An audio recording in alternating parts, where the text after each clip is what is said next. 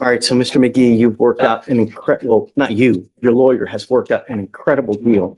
You're charged with it's 5 open cases, right? Shh. You're charged with evading arrest, failure to identify oneself, evading arrest, theft, burglary of a motor vehicle, and I think that's it, right? As part of the agreement, you're going to plead guilty to the burglary of a motor vehicle and the evading arrest. You need to understand that both of these cases are enhanceable cases, meaning if you pick up another one of these cases, it's very possible they charge you with a felony offense. Now, on the burglary case, it may be 2 or 3. I think it's a third, it's a felony. But on the evading case, you pick up a second one, you're looking at a felony charge, years instead of days. You understand?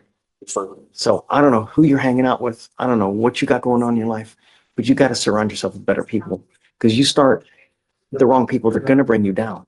Don't become another statistic. We have enough Black and brown people in custody now. Don't become a statistic.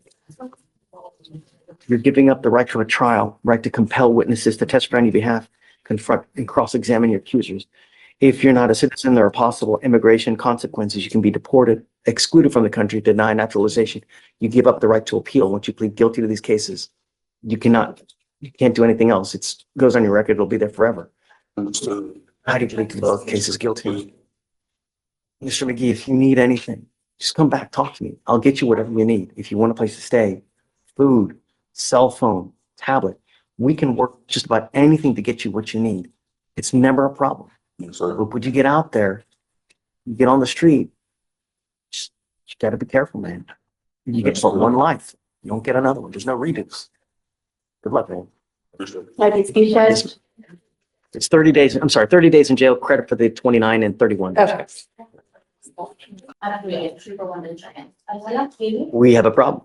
You were ordered not to use any illegal substances. You have tested positive or something.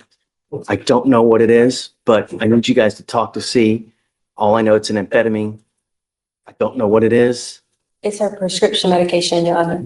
I actually have, I don't know if you want. Hold on, just, can you show it to them so that they can see, to verify that that's something that would, with Felicia, yeah.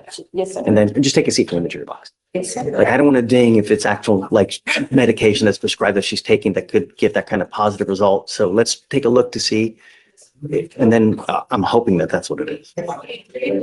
Did you guys let pretrial know that she's taking this medication?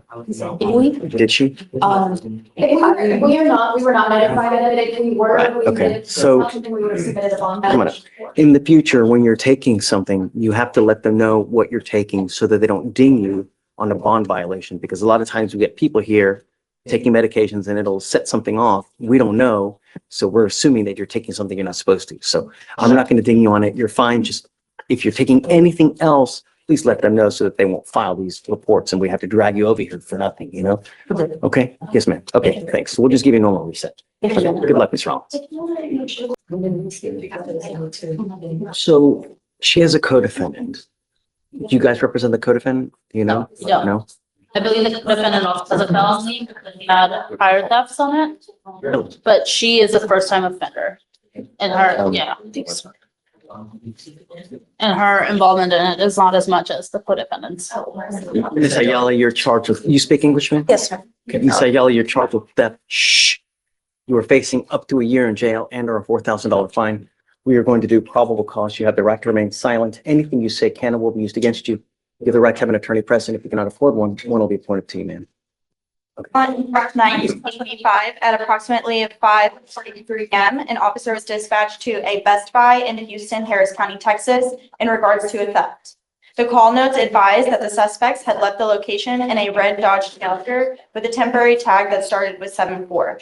The officer located a vehicle consistent with the description about 0.8 miles from the business. The officer was also given a description of the suspects. A traffic stop was initiated. The officer immediately recognized Defendant Sauceda from previous thefts from Best Buy. Defendant Sauceda stated he took 2 items from the Best Buy without paying. The passenger, who is identified by her Texas driver's license as Defendant Ayala, and Defendant Sauceda entered the store and went to the cell phone station. Defendant Ayala, distracted, the cell phone employee while defendant Sauceda used a pair of scissors to remove 2 cell phones and exit the store. Shortly after, defendant Ayala received a text message from defendant Sauceda, and she immediately left the store without purchasing any items. The total value was $1,499.99, and the 2 items were located inside the vehicle. I'm talking about Ms. the. Ayala, I'm going to find that there's sufficient probable cause to go forward with the case. I'm now ordering you not to have any contact with the co-defendant in this case. If I find that you do, I will revoke your bond, put you in jail. No more PR bonds. I'm also ordering you and barring you from going to any Best Buy in anywhere. Do you understand? If I find that you pick up a new case, if I find that you violate these conditions, that's it.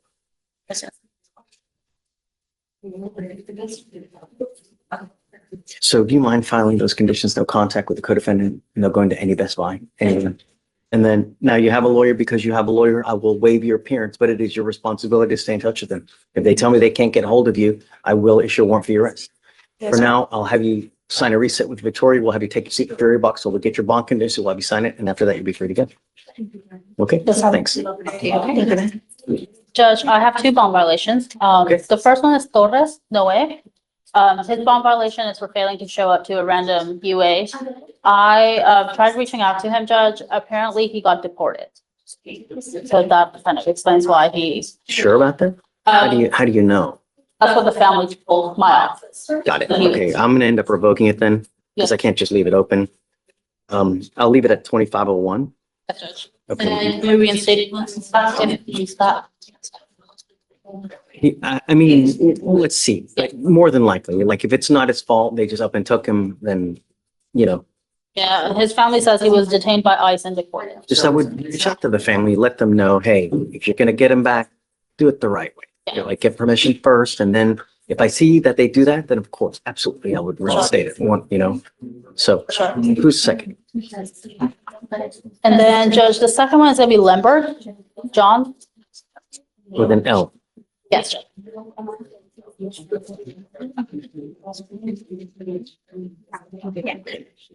Come up, Mr. Lindbergh. And Judge, I spoke with Mr. Lambert. He had a BAC of 0.03 on his interlock. I spoke with him about the incident. We talked about, let's just be honest about this and let you address it. We are asking for an admonishment because it is his first bond violation. He said he went out with friends on Friday, had some to drink. He didn't drive that night. But, the following day, he didn't know that he was going to be positive when he tried starting the car. And of course, the ignition interlock picked on it. I did admonish him that, your bond conditions are no drugs and alcohol whatsoever. It's not only when you're driving, but throughout the pendency of the case. He understands that now. He is just asking if you would give him an opportunity to change.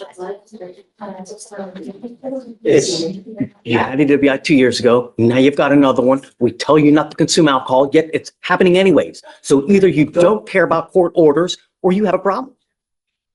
Yes, Judge. Have you seen how many people we put in custody? Yes. I'm now going to put a monitor on your ankle so I know that you're not consuming at all. I'm going to put a scram monitor that detects alcohol through your perspiration 24 hours a day, 7 days a week. I don't give a rat's behind what your next excuse is. If I find that you ever test positive for anything else again, I will lock you up. No more PR bonds. Do you understand? Yes, Your Honor. Your other ankle, I'm now going to put a GPS monitor and I'm going to give you a curfew of 9 p.m. to 6 a.m. If I find that you're out because I don't want you out in the middle of the night, likewise, you will go into custody. Do you understand? Yes, Your Honor. It is absolute no tolerance here for it. I don't care what your excuse is from now on. No means no. Do you understand? Sir. Okay. Thank you, Judge. May we be excused? Yes, ma'am. Thank you.